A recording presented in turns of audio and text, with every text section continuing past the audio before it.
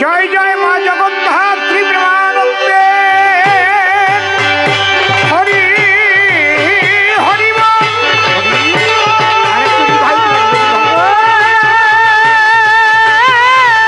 হরিচাঁদ গুরুচাঁদ রাধা কৃষ্ণ নিতাই গৌরাম সীতা মাতা পিতা প্রেমানন্দে হরি হরি বল।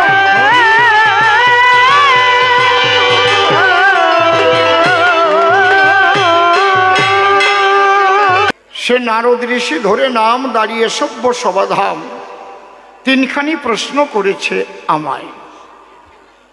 তার মনে বড় আফসোস, সে মনে ভেবেছে সব ভগবানের দোষ।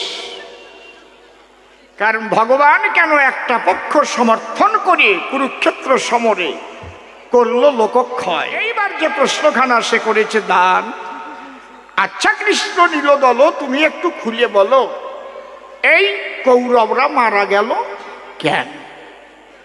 এই যে পাণ্ডবদের যে হলো জয় আর কৌরবরা যে হলো ক্ষয়, কোন কর্মদোষে আর কোন কর্মগুণে আমি শান্তি পাবো শুনে একটু বলো দয়াময়। এই তো প্রথম প্রশ্ন।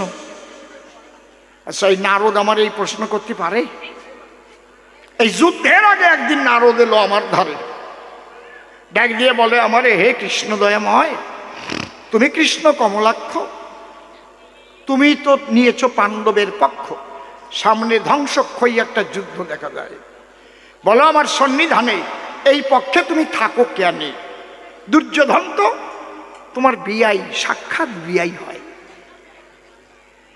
তুমি কৃষ্ণ যদুপতি আর অর্জুন তোমার ভগ্নিপতি, তাহলে ভগ্নিপতির দলে থেকে খুলে বলো আমাকে বেআইয়ের করতে চাও ক্ষতি? আমি বললাম নারদ, আমি কেন বললাম নাকি, শোন আমি কেন এই পাণ্ডবদের দলে থাকি তুই দেখবি না শুনবি? নারদ মুনি বলে তাই, শুনতে দেখতে পেলে শোনার ইচ্ছা নাই, একবার দেখাও কানাই। আমি কৃষ্ণ নন্দলালা নারদের হাতে দিলাম 3টি মালা, শোনেন খুব সুন্দর কথা। বলে আমি 3টে মালা নন্দলালা তোমার হাতে আমি করলাম দান, অন্তর দিয়ে দেখো ভেবে এই যে মালাটা এটা কিন্তু উত্তমের মালা হবে, আর একটা দ্বিতীয় নম্বর এটা মধ্যমের মালা, আর একটা মালা ওটা অধমের মালা। তুমি 3টি মালা নিয়ে যাবা দুর্যোধনের সভাতলা, গিয়ে বলবে দুর্যোধনের ধারে যে তোমার এই জায়গায় 3জন মানুষ পেলে পরে উত্তম মধ্যম অধম নির্বাচন করে অন্তরে আছে ভাবো 3টি মালা 3জনকে দিয়ে আমি চলে যাব, যাও। আমি শুনতে চাইলাম তুমি এই দলে থাকো কেন, আর মালা দিচ্ছ? মধুসূদন বলে ওই মালার মধ্যেই সব আছে, বুঝবা না। আমার কথা অনুপাতে 3টি মালা নিয়ে হাতে নারদ দুর্যোধনের সভাতে গিয়ে দিল দর্শন। দুর্যোধন ডেকে বলে হঠাৎ মালা নিয়ে কেন এলে নারদ তপোধন? নারদ বলে তার সাক্ষাতে এসেছি 3জনকে মালা দিতে, যদি 3 ব্যক্তি থাকে সভাস্থান, কে কে বলো আমাকে? নারদ সুমহান বলে একজন হবে উত্তম, আর একজন হবে মধ্যম, একজন হবে অধম, বলো কে কে? দুর্যোধন বলে তাই, আমার চাইতে উত্তম ত্রিজগতে আর কেউ নাই। কি বলদের বলদ, বাল্য শিক্ষার জ্ঞানও নাই। আমরা বাল্য শিক্ষায় পড়েছি না, আপনাকে বড় বলে বড় সেই নয়, লোকে যারে বড় বলে বড় সেই হয়। আর দুর্যোধন কি কয়? উত্তমের মালা দাও আমার গলায়, ত্রিভুবনে আমার মতো উত্তম আর পাবো কোন জায়গায়? তা বলদ না, কি কথা করছেন না কেন? সূত্রে তাই হয় না? নারদমণি ডেকে বলে উত্তমের মালা দেব তোমার গলে, কিন্তু একটা কথা শোনো, 3জনের একজনও কম থাকিলে কিন্তু কাউকে মালা দেব না, মালা নিয়ে আমি চলে যাবো, খবরও না। বলো মধ্যম কোনজন শুনি? দুর্যোধন ডেকে কয় ওই যে আমার পাশে বসা রয়, মধ্যম হচ্ছে আমার মামা শকুনি। বাহ বাহ, তাহলে উত্তম পেলাম, মধ্যম পেলাম তোমার সভার ঠাই, অধমকে দুর্যোধন আমি তাই শুনতে চাই। দুর্যোধন ডেকে বলে সভাসদবৃন্দের ধারে, কে আছো অধম মানুষ এই সবার ভিতরে? সবাই তখন রাজার কাছে করিছে বর্ণনা। রাজা বলি, তোমার বরাবরই আমরা মধ্যম পর্যন্ত হতে পারি, আমরা অধম হতে যাব না। কি বিপদ, এখন মালা 3খানা, আর নারদ দেবে না। আর সে ফাইন গন্ধওয়ালা মালা, ওরে ফুলের গন্ধ, নষ্টই হবে আনন্দ। এমন সময় দেখে পথ দিয়ে এক মেথর হেঁটে যায়। মেথরকে দেখার পরে দুর্যোধন মনে চিন্তা করে, তাহলে আমার রাজ্যের ভিতরে ওর মতো আর অধম কেউ নাই দুনিয়ায়। এই এই ইতর মেথর, এদিকে আয়। আরে ইতরের বাচ্চা, এদিকে আয়, একটা মালা দেবো তোর গলায়। আচ্ছা, এইভাবে যদি ডাক দেয় কত বড় ব্যথা পায়। একটা ভ্যান এলাও যদি ভ্যান চালায়ে যায়, কেউ যদি মনে ভাবে তার ভ্যানে স্টেশনে যাবে, ডাক দেওয়ার মধ্যে একটা নমনীয়তা থাকবে না সেই জায়গায়? ও দাদা, দাদা আমার না একটু স্টেশন যেতে হবে, আপনি দিয়ে আসবেন। আর যদি কয়, এই ভ্যানালা, এই ভ্যানালা, এই দাদা আমি স্টেশনে যাব, যদি সত্যি সত্যি ভ্যানালা সত্যি সত্যি কি বলবো মর্যাদা সম্পন্ন হয়, ও বলবে তুমি 500 টাকা দিলেও তোমারে নিয়ে যাব না। ঠিক বলছে কিনা? সে মেথরগিরি করে, তাই বলে ইতর বলবে তারে? মেথর গেছে আস্তে আস্তে ধারে, রাজামশাই আপনি ইতর বলে ব্যথা দিলেন আমার দেলে, আবার ফুলের মালা দেবেন আমার গলে, ব্যাপারটা কি বলেন তো আমার? বাহ, এইটা এক নারদ এসেছে সভাতলা, হাতে নিয়ে 3টি মালা। অধম পাচ্ছিলাম না বলে তোরে ডাক দিয়ে সভাতলে আনলাম এ সময়। ও তাহলে অধমের মালা, এ তো আরো অসম্মান। আমার অধমের মালা দেবেন কেন? বোঝো না, তুমি পরের বাড়ি পায়খানা পরিষ্কার করি বেড়াও, আমার কাছে বলো দেখি তোমার মতো নিম্নমানের কাজ আর কেউ করে নাকি? মেথরের ঝরঝর করে ঝরে পড়েছে আঁখি। হায় হায় হায়, আমি গিয়ে মানুষের দ্বারে তাদের বিশ্বাসী পরিষ্কার করে তার জন্য এত নীচ বাক্য ব্যবহার করে আমাকে ব্যথা দেয়?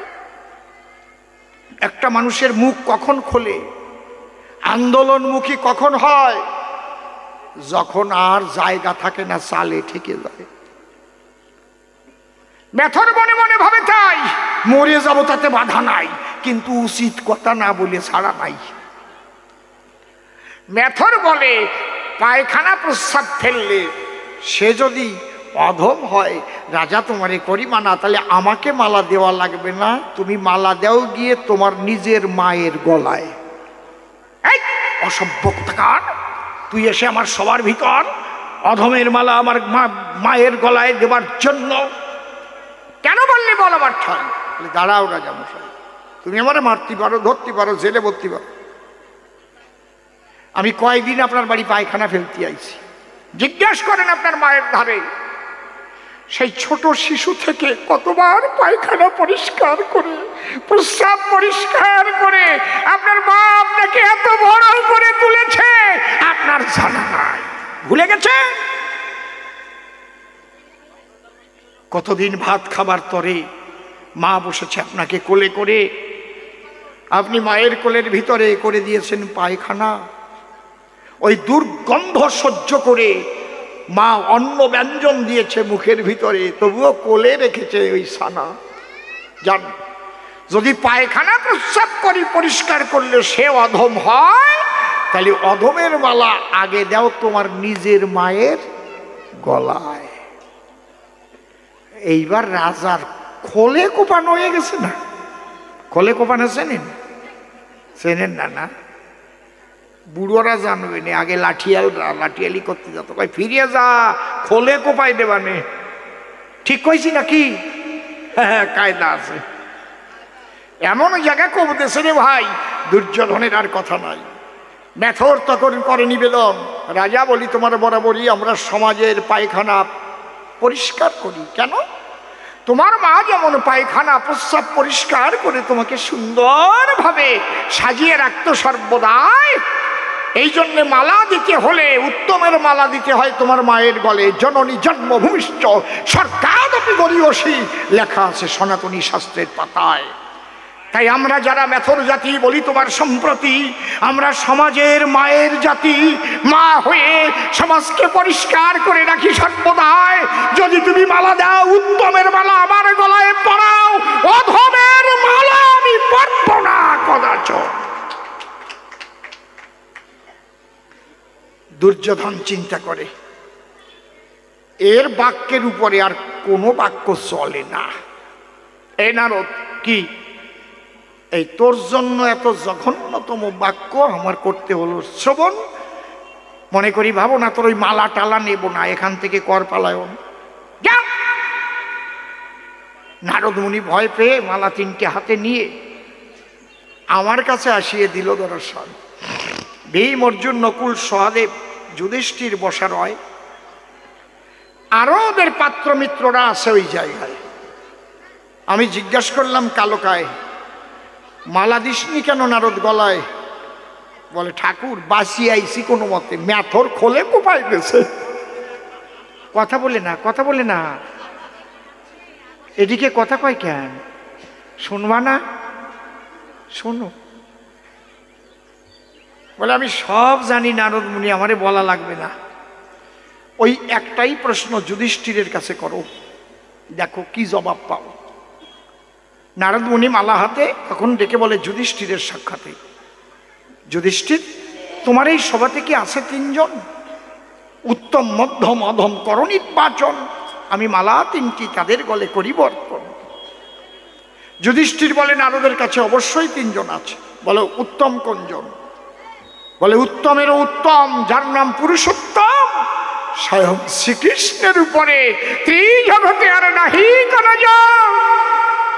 ঈশ্বর পরম কৃষ্ণ সচ্চিদানন্দ বিগ্রহ, অনাদিরাদি গোবিন্দ সর্বকারণে কারণম, এতে চাংস কলাপুংস কৃষ্ণস্তু ভগবান স্বয়ময়ম, ইন্দ্রারি ব্যাকুলং লোকং বিরয়ন্তি যুগে যুগে। এলে যখন মালা নিয়ে আমার পুরো ভাগে ওই উত্তমের মালা মনের অনুরাগে কৃষ্ণের গলায় পরাবে সময়। বাহ বাহ, চমৎকার চমৎকার। খুলে বলো আমার ধার। তাহলে মধ্যমকে দাও পরিচয়।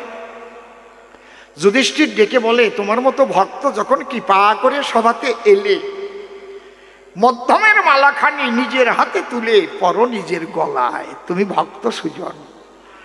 বেশ, তাহলে অধমকে বা খুলিয়ে কবা। তখন দুই চোখের জল ছেড়ে দিয়েছে যুধিষ্ঠির। যুধিষ্ঠির বলে তাই? আমার মতো অধম এই ত্রিজগতে কেউ নাই। মাতৃগর্ভে ঠাকুরের ধারে যে কথা দিয়ে এসেছিলাম এই ভবের বাজারে,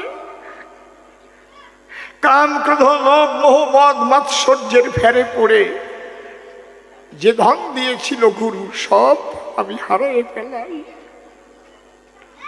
আমি কর্তব্যহীন হলাম বটে, আসি এই ভবের হাটে।